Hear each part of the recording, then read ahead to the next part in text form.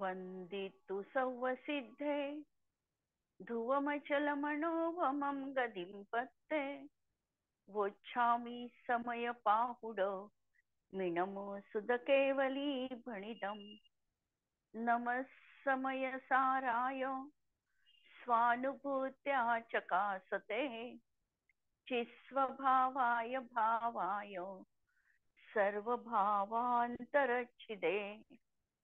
अंतिम शासन नायक 1008 भगवान महावीर स्वामी की जय। द्वादशांगो श्रुत देवी की जय। स्वाध्याय कक्ष संपेपर्यंत आपणा सर्वांना चतुर्विध आहाराचा त्याग असणार आहे। समयसार ग्रंथ आपण बघतो आहे आणि निर्जराधिकार आम्ही बघतो आहे। जीवनामध्ये कर्म निर्जरा कोणत्या तऱ्हेने करू शकतो? ज्याच्या जीवनात ज्ञान कला उदित झाली त्यालाच जीवनामध्ये निर्जरा तत्वाची सुरुवात झाली। काल आपण बघितलेलं होतं की ज्ञान कला घट घट बसे जोग मुगतिके पार निज निज कला उद्योत कर मुगत होत संसार। ज्ञान कला ही प्रत्येकाच्या घटाघटामध्ये प्रत्येक अंतरात्म्यामध्ये विद्यमान आहे आणि या ज्ञान कलेचा जर आम्ही अभ्यास केला, स्वतःची निज कला जर आमची प्रगट झाली तर सहज मुक्तीचं द्वार जीवनात खुलतं। ही गोष्ट आपण काल बघितली आणि आचार्यांनी आम्हाला प्रेरणा केली की या ज्ञान पदामध्येच तू सदैव रत हो। नित्यम हृदो होदी, नित्यम संतुष्टो होदी आणि चित्तो होई तृप्त हो। 3 गोष्टी सांगितल्या। रत हो, संतुष्ट हो आणि तृप्त हो। जीवनात अतृप्ती आमच्या का आहे? सदैव हे पाहिजे हे पाहिजे ही आमची भावना का जीवनात आहे? कारण आम्हाला खरी तृप्ती समजली नाही, आत्मस्वभाव ज्ञात झाला नाही, ज्ञानामध्येच खरी स्थिरता किंवा रममानता केली तर तृप्ती आम्ही अनुभवू शकतो हे आम्हाला ज्ञात झालं नाही आणि म्हणून जीवनामध्ये तृप्ती समाधान आम्हाला प्राप्त होत नाही। ही त्रिसूत्री आम्ही जीवनात लक्षात ठेवायची आहे की ज्ञानात रत होणं, ज्ञानामध्ये संतुष्ट होणं आणि ज्ञानामध्ये तृप्त होणं। काल टीका आपण बघितली आणि भावार्थ पहा। ज्ञान मात्र आत्म्यामध्येच लीन होणे, 206 नंबरची गाथा आणि त्याचा भावार्थ की ज्ञान मात्र आत्मतत्वातच लीन होणे, त्यानेच संतुष्ट होणे आणि त्याने तृप्त होणे हे परम ध्यान आहे। ध्यान काय आहे जीवनात? ध्यानाची व्याख्या सांगताना सम्यक दर्शन ज्ञान आणि चारित्र्याचा उपयोग, दर्शन ज्ञान चारित्र्याचा उपयोग एका अग्रावर स्थित होणं ही ध्यानाची सीमा आहे, परम सीमा आहे। म्हणून उत्तम संवहनस्य एकाग्र चिंता निरोधो ध्यानम आणि ते अंतर्मुहूर्त पर्यंत त्याचा उत्कृष्ट कालावधी सांगितला। या ठिकाणी देखील सांगतात आहे की तू ज्ञान ध्यान तत्वामध्येच आपल्या स्वतःच्या आत्म्यामध्येच म्हणजे ज्ञान पदामध्ये लीन हो। एकदा जर काही अमृतोपम अशी आत्मतत्वाची अनुभूती जीवनात आली तर तुला दुसरे कोणतेही भोगोपभोगाच्या विषयातील आनंद हा त्यासमोर फिका वाटेल आणि म्हणून आज तागायत पर्यंत जे परामध्ये ती आनंदाची अनुभूती तू घेत होतास ते सगळं जीवनातून सहज बाजूला होईल आणि तू या आत्मतत्वामध्येच संतुष्ट होशील आणि तृप्त पण। आणि तृप्ती कधी आहे की ज्या वेळेला मला हे हवं होतं आणि त्याची मला प्राप्ती झाली, ही आहे तृप्तीची परमसीमा। म्हणून ही सीमा त्यांनी आता जीवनामध्ये गाठलेली आहे। याने वर्तमान आनंद प्राप्त होतो आणि त्यानंतर संपूर्ण ज्ञानानंद रूप केवल ज्ञानाची प्राप्ती होते। ह्या सुखाची ओळख वर सांगितल्याप्रमाणे वागणाऱ्याला होते दुसऱ्याचा तेथे प्रवेश नाही. यावर जयसेनाचार्य लिहितात की ज्ञानानंद स्वभावी निज भगवान आत्मा. त्यांनी स्वतःच्या आत्मतत्वाला देखील भगवान हे संबोधन दिलेलं आहे. आम्हाला वाटतं भगवान हे संबोधन स्वतःच्या आत्मतत्वासाठी कसं वापरायचं, कारण आम्ही अजून त्या पायरीवर पोहोचलो नाही. सिद्ध आणि अरहंत पद आम्ही प्राप्त केलं नाही. पण द्रव्यार्थिक आणि शुद्ध द्रव्यार्थिक नयाच्या दृष्टिकोनातून जर आम्ही बघितलं तर प्रत्येक आत्मा तो निगोदी जीवांचा असेल तरी तो भगवत स्वरूप आहे, भगवान आहे. आणि जी भगवत्ता आम्हाला देखील प्रत्येकाच्या जीवनात दिसली पाहिजे. आणि ही जर आम्हाला दिसत नसेल तर आम्ही अजूनही खऱ्या अर्थाने भगवंतांचं स्वरूप जाणलं नाही. म्हणजे प्रत्येक निगोदी जीवामध्ये देखील मला भगवत्ता तिथे विद्यमान आहे हे माझ्या ज्ञानाचा विषय बनलं पाहिजे. म्हणून हा सिद्ध निज भगवान आत्मा म्हणजेच आमचं ज्ञानपद आहे. तोच एक परमार्थ आत्मा आहे, कल्याणकारी आहे, अनुभव करण्या योग्य आहे. आता प्रश्न परत आमच्या मनात येतो की जर आत्म्यामध्ये अनंत गुण आहे असं सांगता, दर्शन आहे, चारित्र्य आहे, सुख आहे, आनंद गुण आहे, आणि तरी देखील एक ज्ञानच गुण का सांगितला? याचं उत्तर असं की जरी आत्म्यामध्ये अनंत गुण विद्यमान आहे तरी समयसार मध्ये ज्ञान प्रधान कथन आहे. ज्ञानाला प्रधानता, कारण ज्ञानच गुणामुळे आम्हाला इतर गुणांची ओळख झाली. ज्ञान सर्वश्रेष्ठ आहे म्हणून वंदनीय किंवा आराध्य काय असेल तर ज्ञानच मुख्य मानल्या गेलं, आराध्य मानल्या गेलं. आणि म्हणून ज्ञान प्रधान कथन आहे. आणि अन्य गुणांना गौणत्व दिलाय, काढून टाकायचे नाही.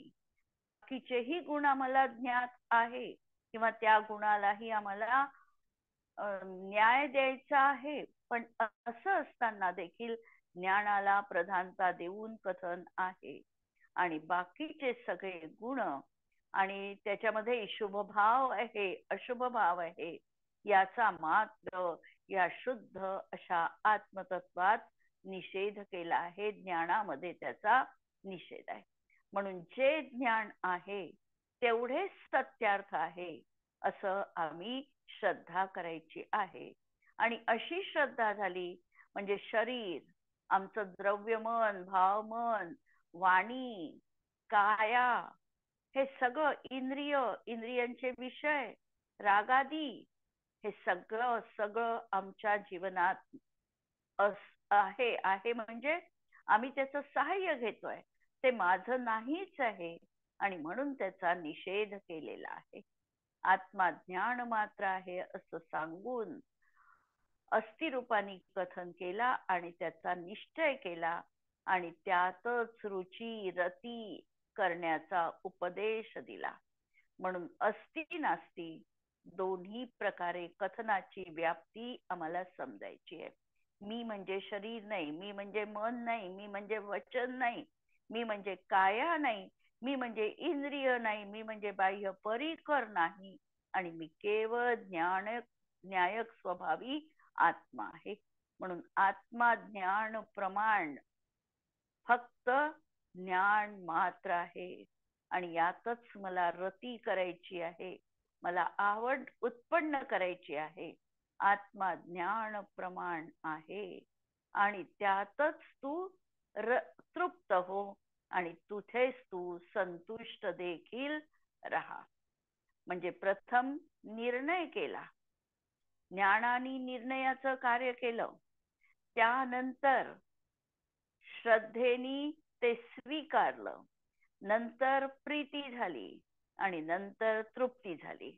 अशा तऱ्हेने जीवाला वचन, अगोचर, अतींद्रिय आनंद, शांती प्राप्त होते. आणि या गाथेचं आम्हाला जर प्रॅक्टिकल जीवनात उतरवायचं असेल तर निरंतर निरंतर मी ज्ञायक स्वभावी आत्मा आहे, ही या चिंतनाच्या जितकं खोलात जाता येईल तितकं खोलात आम्हाला जायचं आहे आणि केवळ एक ज्ञान मात्र मी अनुभवायचं आहे. आणि तीच माझी शेवटची भूमिका, म्हणजे त्याच्यातच मला संतुष्ट व्हायचंय, रती करायची आहे, त्याचं ज्ञान करायचंय, तेच माझ्या जीवनात सर्वस्व असणार आहे, हा भाव आम्हाला पकडायचा आहे. म्हणजे अशी ही ज्ञान कला जीवनामध्ये आम्हाला प्राप्त करायची आहे. आता या ज्ञानानुभवाची महिमा आणि पुढे आचार्य कुंद कुंद काय सांगणार आहे त्या अनुषंगाने परत आता अमृतचंद्र आचार्यांनी कलश ठेवलेला आहे. कलश आहे 144 नंबरचा. अत्यंत सुंदर असा हा कलश आहे. समयसार मधले काही कलश जर आम्हाला पाठ झाले तर त्याचा एक वेगळाच अलौकिक आनंद आमच्या जीवनात येतो. नाही पाठ झाले तरी त्या श्लोकांची महिमा तर आम्ही नक्कीच ज्ञात करू शकतो. आचार्यांची संस्कृत भाषा आणि त्यामध्ये ही ती भाषा देखील अत्यंत अलंकाराने नटलेली अशी त्यांची भाषा असते. अमृतचंद्र आचार्यांची जसे आम्ही अलंकार परिधान केल्यानंतर स्वतःला आम्ही काय समजतो, सुशोभित समजतो, त्याप्रमाणे भाषा देखील अलंकारानेच सुशोभित होत असते. आणि असे हे या ठिकाणी अलंकारिक शब्द वापरून आचार्यांनी हा कलश आमच्या समोर ठेवलेला आहे. कलश पहा. अचिंत्य शक्ती स्वयमेव देव, चिन्मात्र चिंता मणिरेश यस्मात्, सर्वार्थ सिद्धात्मतया विधत्ते, ज्ञानी किमन्यस्य परिग्रहेण. अचिंत्य शक्ती स्वयमेव देव, चिन्मात्र चिंतामणिरेश यस्मात्, सर्वार्थ सिद्धात्मतया विधत्ते, ज्ञानी किमन्यस्य परिग्रहेण. ज्या अर्थी हा ज्ञानी स्वयमेव अचिंत्य शक्ती संपन्न देव आहे. पहिलं विशेषण ठेवलं की हा जो आत्मा आहे, हा जो ज्ञायक आत्मा आहे, हा जो सम्यक दृष्टी आहे, हा जो ज्ञानी आहे, हा स्वयं अचिंत्य शक्तीनी संपन्न आहे. अचिंत्य शक्ती कशाला म्हणायची? तर जी शक्ती आम्हाला चिंतनाच्या पलीकडची आहे, आम्ही कधी विचारही केला नाही, अशा प्रकारचं वैभव उत्कट ज्ञान ज्याच्या माध्यमातून प्राप्त होऊ शकतं, अशी जी आत्मेची संपदा ती आहे अचिंत्य. आम्ही आमच्या चिंतनाच्या परे आहे ते, आम्ही कधी विचारही केला नाही. जसं एखादा अत्यंत दरिद्री मनुष्य असावा आणि त्यांनी कधीही विचारही केला नसेल आणि त्याच्या समोर त्या दिवशी पंचपक्वान्नाचं ताट उपस्थित व्हावं, त्यांनी विचार केला नव्हता. त्याला तर वाटत होतं की मला फक्त पोट भरण्यापुरतं काहीतरी मिळालं तरीही मला सुख होईल. पण त्याच्या समोर जर पंचपक्वान्नाचं ताट आलं म्हणजे त्याच्या विचारांच्या पलीकडे त्याला काहीतरी लाभ झाला, याला म्हणायचं अचिंत्य शक्ती. अशी ही अचिंत्य शक्ती ही स्वयं आत्म्याजवळ आहे. नंतर हा आत्मा कसा आहे तर चैतन्य मात्र चिंतामणी रत्न आहे. असं हे चिंतामणी रत्न ज्ञानीच्या हातात आलेलं आहे. आणि ज्याच्या हातात चिंतामणी रत्न असेल त्याला जीवनामध्ये काय बाळगावं लागेल, कोणता परिग्रह त्याला जीवनात ठेवावा लागेल. पूर्वी जेव्हा तृतीय काळ होता, प्रथम भोगभूमी होती, द्वितीय भोगभूमी होती, नंतर जघन्य भोगभूमी होती, त्यावेळेला कल्पवृक्ष होते आणि कल्पवृक्षांनी सगळ्या इच्छा पूर्ण होत होत्या. खाण्याच्या इच्छा, पेय पदार्थाच्या इच्छा, वस्त्राच्या इच्छा, राहण्याच्या इच्छा, या सगळ्या इच्छा तृप्त करण्याचे साधन त्यांच्याजवळ होतं.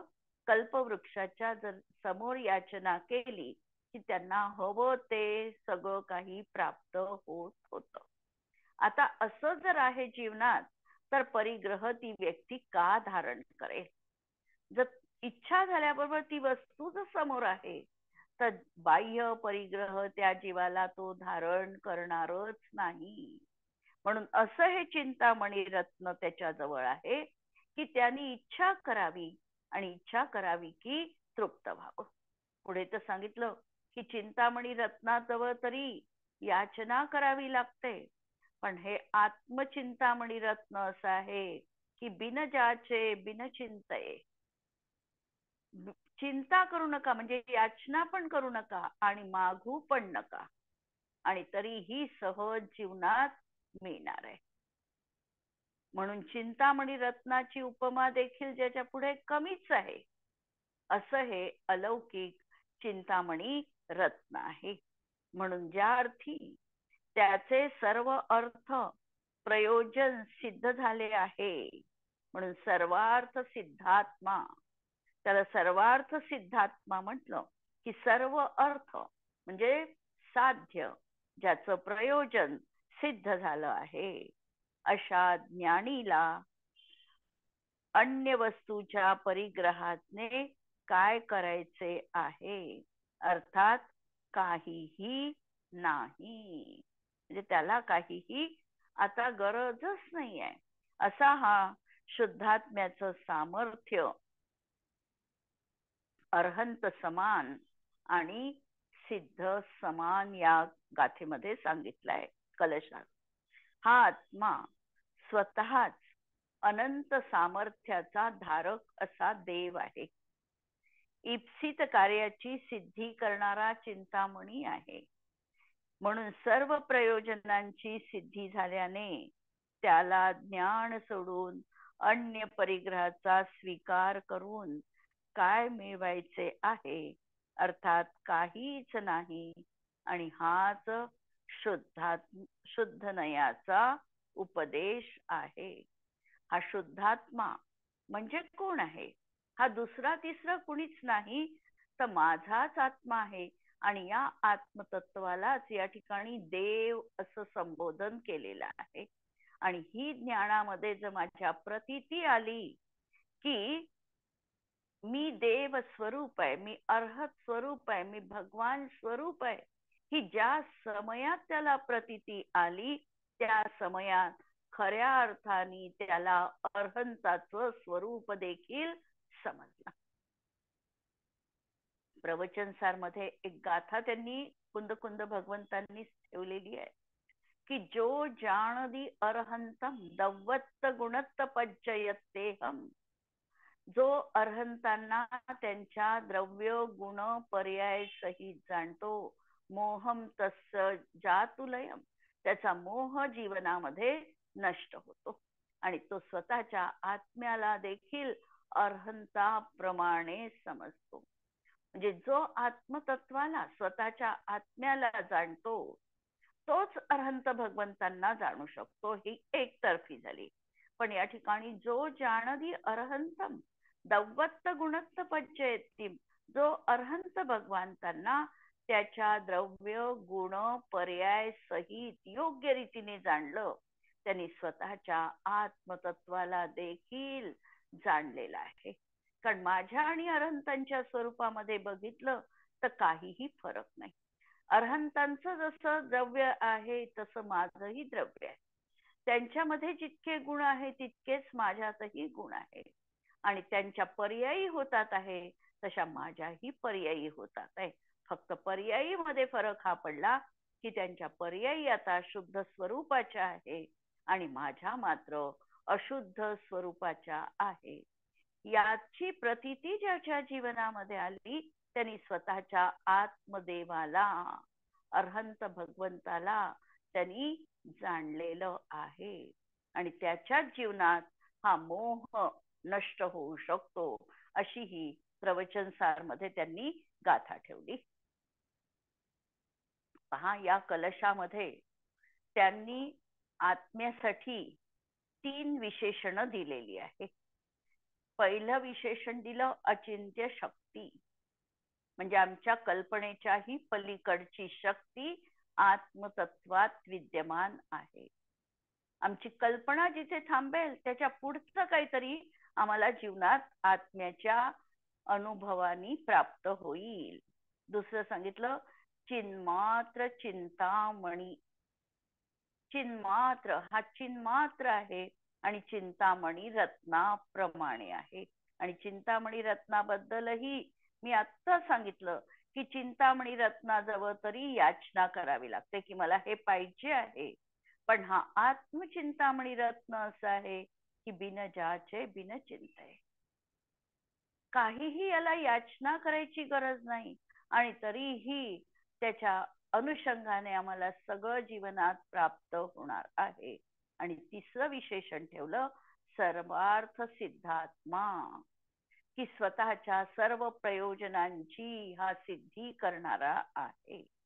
आणि ही कुणासाठी वापरली विशेषण, तर स्वतःच्या निज आत्मद्रव्यासाठी ही विशेषण वापरली आहे. या तत्वामध्ये जेव्हा हा आपलेपणाची स्थापना करतो, मी हा आहे हे जेव्हा तो त्या ठिकाणी अनुभवतो, स्थापन करतो, तेव्हा त्याला तसाच अनुभव साक्षात येतो. स्थापना महत्वाची आहे की पहिल्यांदा गुणांची तू स्थापना तर कर जीवनामध्ये, की तू तोच आहे हे तर तू अनुभव, की तुला तशा प्रकारचा साक्षात अनुभव येईल. आणि मग हा आत्माच असा सर्वार्थ सिद्धात्मा बनतो आणि मीच अनंत सुखी आहे आणि अन्य क्रियांनी शुभाशुभ भावांनी परद्रव्याचे आत्म्याचे कल्याण होणार नाही, हेही त्याला ज्ञात होतं.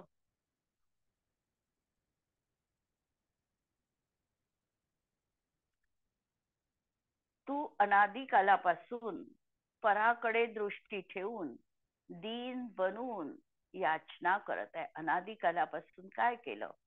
भगवंतांच्या मंदिरातही गेलो आणि मंदिरातही गेलो तरीही आमची याचना सुटली नाही. याचना आणि भावना दोन गोष्टीत फरक आहे. आम्ही म्हटलं की मला मोक्षाची प्राप्ती व्हावी, ही माझी भावना आहे, याचना नाही. याचना म्हणजे लौकिक असणाऱ्या संपदा त्यांच्याकडे मागणं, ही आहे याचना. आणि या भावनेपासून यांनी सदैव दूर राहिलं पाहिजे.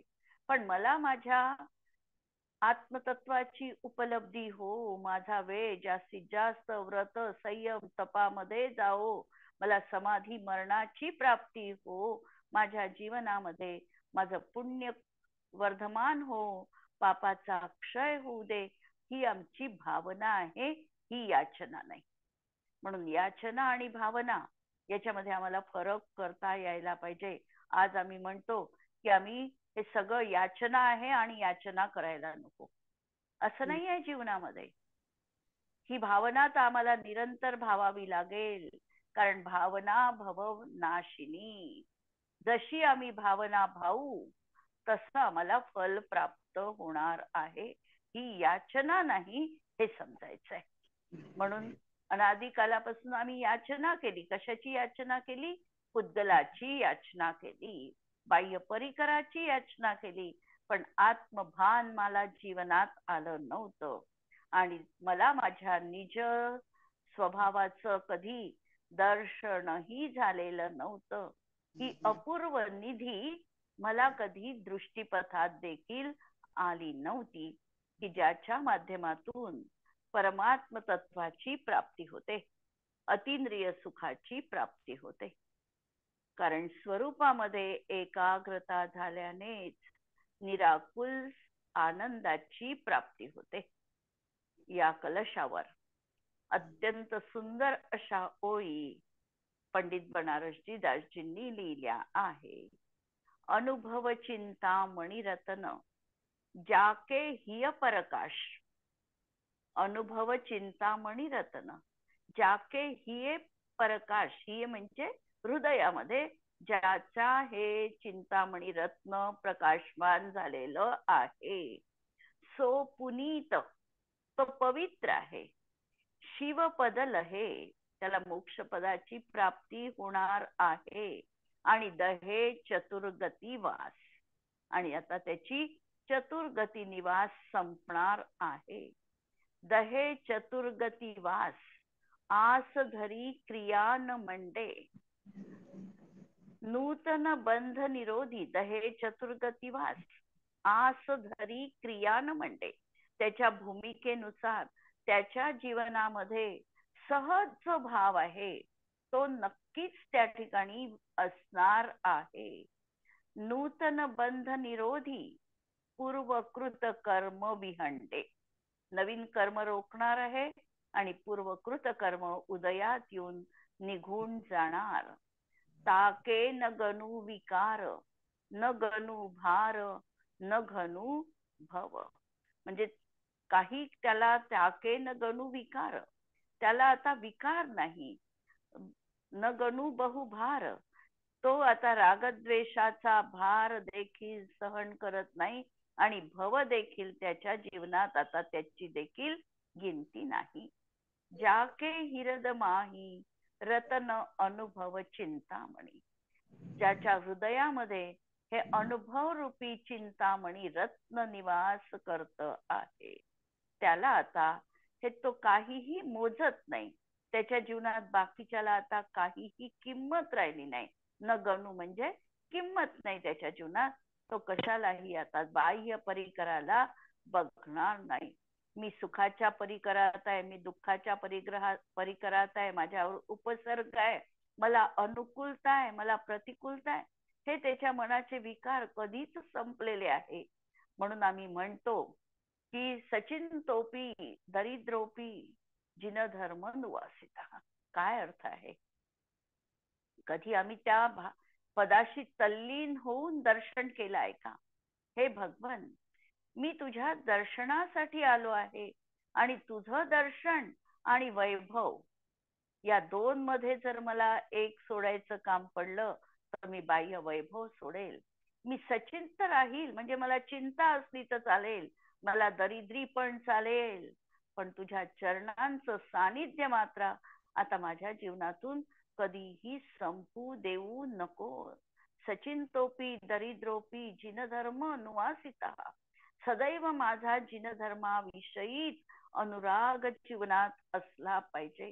कितीही बाह्य माझ्यावर आपत्ती कोसळो तरी देखील त्याची मला आता पर्वा नाही. तीच भूमिका या ठिकाणी सांगितली आहे. ताके न गणू विकार, न गणू बहुभार, न बहु गणू भव. तो कशाचाही विचार आता करत नाही की एक जिनेंद्र भगवंतांचे पाय मला मिळाले आहे, त्यासमोर बाकी सगळी महती त्याची जीवनात काही नाही. म्हणून परत ते म्हणतात की जिनके हियमे सत्य सूरज उद्योत भयो. काही कलशांवर इतकं त्यांनी लिहिलेलं आहे की जणू काही त्यांच्या अंतरंगामध्ये तो भाव असा प्रगट झालाय. उर्मी ती त्यांना दाबता येत नाही आणि ते सहज शब्द त्यांच्या या काव्यातून आम्हाला मुखरित झाल्यासारखे दिसतात. जिनके हियमे सत्य सूरज उद्योत भयो, ज्यांच्या हृदयामध्ये हा सत्यरूपी सूरज सूर्य उदीयमान आहे. खैली मती किरण मिथ्यातम नष्ट आहे. आता ज्ञानाची ज्योती प्रगट झाली, अंधकार कसा राहील? म्हणून मिथ्यात्वरूपी अंधकार नष्ट झाला. जिनकी सुदृष्टी में न परचे विषमता सोहे, ज्यांच्या सुदृष्टीमध्ये आता पर विषमता दिसत नाही. समता सो प्रीती, ममता सो लष्ट पुष्ट है. समतामध्ये प्रीती आणि जीवनामध्ये ममता जी आहे ती निराकरण झाली आहे. जिनके कटाक्ष में सहज मोक्ष पंथ सदे, ज्याच्या चिंतनामध्ये कटाक्षामध्ये सहज मोक्ष पंथ आता त्यांनी साधला आहे. मन को निरोध जाके तनको न कष्ट है, मनाचा निरोध आहे आणि शारीरिक कष्ट तो काहीही मानत नाही. जिनके कर्म की कल्लोल यह है समाधी, ज्यांचं कर्मच म्हणजे जणू काही समाधी आहे. डोले जह योग जोगासन, बोले यह मस्त है. ज्यांची कृतीच कोणतीही असते ते म्हणजेच जणू काही योग साधना आहे. आणि ज्यांचं बोले यह मस्त है, ज्यांचं बोलणं म्हणजेच मौन आहे. ज्यांचं बोलणं म्हणजेच मौन आहे. म्हणजे सम्यक दृष्टी जीवाचं जीवन हे असं धर्ममय आहे. पूर्व संयोगात कर्म उदयामध्ये संयोग त्याला प्राप्त होईल, संयोगी भाव असतील, सगळं काही सुटलं नाही, पण त्याच्या दृष्टीत बदल झालेला आहे.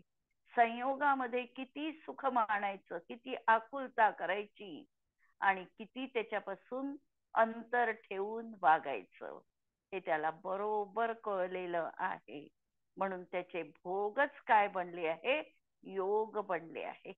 जे निर्जरा अधिकारामध्ये सांगितलं की त्याचे भोग योगाला कारणीभूत आहे. कर्मच योगासन आहे आणि बोलणं देखील ज्याचं मौन आहे. पहा, समाधी शतकामधली पण मी एक गाथा सांगितली होती यालाच पॅरलर असलेली, की ब्रुवण अपि ही न ब्रुते, गच्छन अपि न गच्छती, स्थिरीकृतात्म तत्वस्तु, पश्यन अपि न पश्यती. बोलतो आहे पण बोलत नाही. म्हणजे बोलणंच ज्याचं मौन आहे. चालतो आहे पण चालत नाही. अशा या आत्मतत्वामध्ये जो स्थिरीकृत झालेला आहे तो पाहतो आहे असं वाटत आहे, पण तरी देखील तो पाहत नाही.